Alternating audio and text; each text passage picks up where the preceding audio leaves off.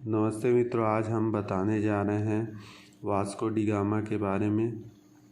सच क्या है? Vasco D gamma ने भारत को खोजा या लूटा? हमारे देश में पढ़ाई जाने वाली किसी भी इतिहास की पुस्तक को उठाकर देखिए। वास्को डी गामा को भारत की खोज करने का श्रेय देते हुए इतिहासकार इनके गुणगान करते दिखेंगे।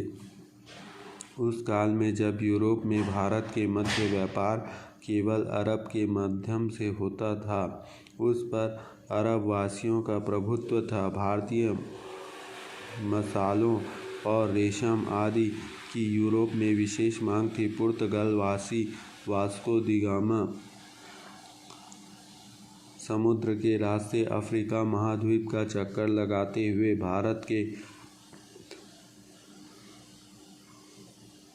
कपार तट पर 14 मई 1498 को कालीकट केरल पहुंचा। केरल का यह प्रदेश समुद्री व्यापार का प्रमुख केंद्र था।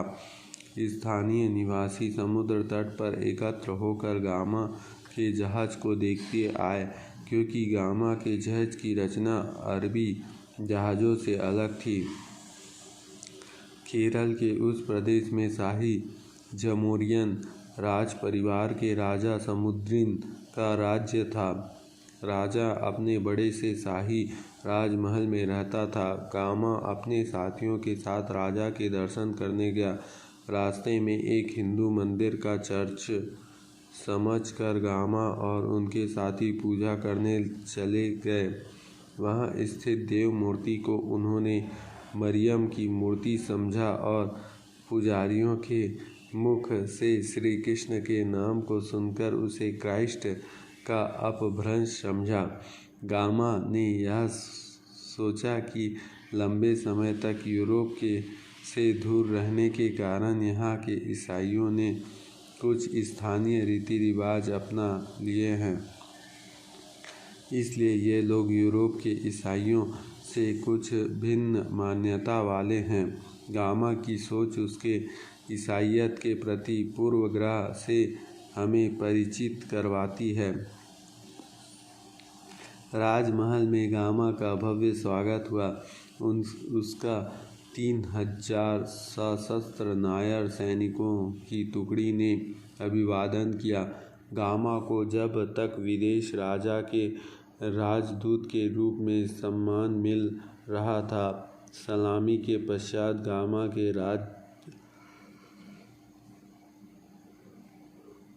राजा के समक्ष पेश किया गया। जमोरियन राजा हरे रंग के सिंहासन पर विराजमान था। उनके गले में रत्न जड़ित हीरे का हार एवं अन्य जवाहरात थे, जो उनकी प्रतिष्ठा को प्रदर्शित करते थे। गामा द्वारा लाए गए उपहार अत्यंत तुच्छ थे। राजा उनसे प्रसन्न नहीं हुआ, फिर भी उसने सोने हीरे आदि के बदले मसालों के व्यापार की अनुमति दे दी। स्थानीय अरबी व्यापारी राजा के इस अनुमति देने के विरोध में थे, क्योंकि उनका इससे व्यापार पर एकाधिकार समाप्त हो जाता। गामा अपने जहाज से वापस लौट गया। उनकी इस यात्रा में उनके अनेक साथी काल के ग्रास बन गए। उसका पुर्तगाल वापस पहुंचने पर भव्य स्वागत हुआ। उसने यूरोप और भारत के मध्य समुद्री रास्ते की खोज जो कर ली थी। आधुनिक लेखक उसे भारत का ही खोज करने वाले लिखते हैं। भारत तो पहले से ही समुद्र व्यापारी देश के रूप में संसार भर में प्रसिद्ध था, इसलिए यह कथन यूरोपियन लेखक की पक्षपाती मानसिकता को प्रदर्शित करता है।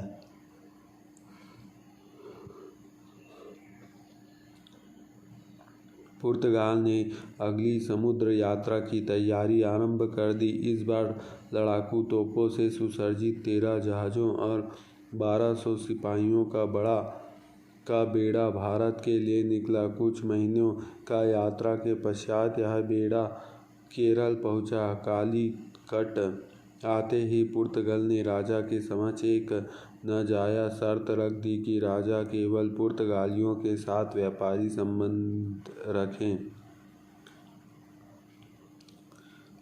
अरबों के साथ किसी भी प्रकार के व्यापार नहीं करेगी। राजा ने इस शर्त को मानने से इनकार कर दिया। झुंझलाकर पुर्तगाल ने खाड़ी के खड़े एक अरबी जहाज को बंधक बना लिया। अरबी व्यापारियों ने भी पुर्तगालियों की शहर में रुकी टुकड़ी पर हमले बोल दिए। पुर्तगालियों ने बल प्रयोग करते हुए 10 अरबी जहाज़ों को बंधक बनाकर उसमें आग लगा दी। इन जहाज़ों पर काम करने वाले नाविक जिंदा जलकर मर गए।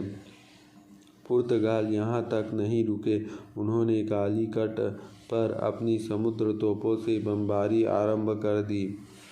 यह बमबारी 2 दिनों तक चलती रही। कालीकट के राजा को अपना महल छोड़ना पड़ा। यह उनके लिए अत्यंत अपमानजनक था। पुर्तगाली अपने जहाज़ों को मसालों से भरकर वापस लौट गए।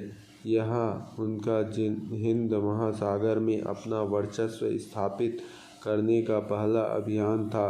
गामा को एक अत्याचारी एवं लालची समुद्री लुटेरे के रूप में अपनी पहचान स्थापित करनी थी, इसलिए वह एक बार फिर से आया। इस बार अगले 3 दिनों तक पुर्तगाली अपने जहाज़ों से कालीकट पर बमबारी करते रहे।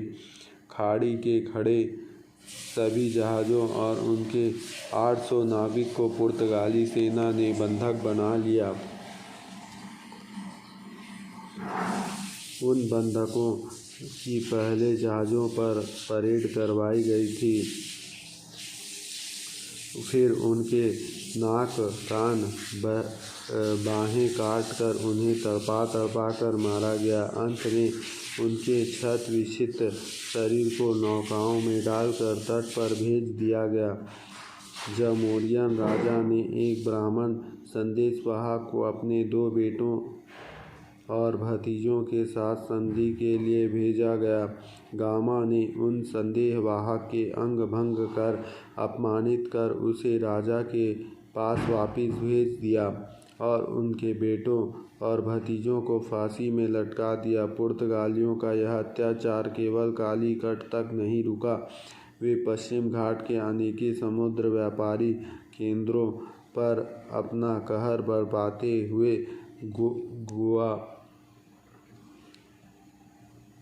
गोवा तक चले गए। गोवा में उन्होंने अपना शासन स्थापित किया।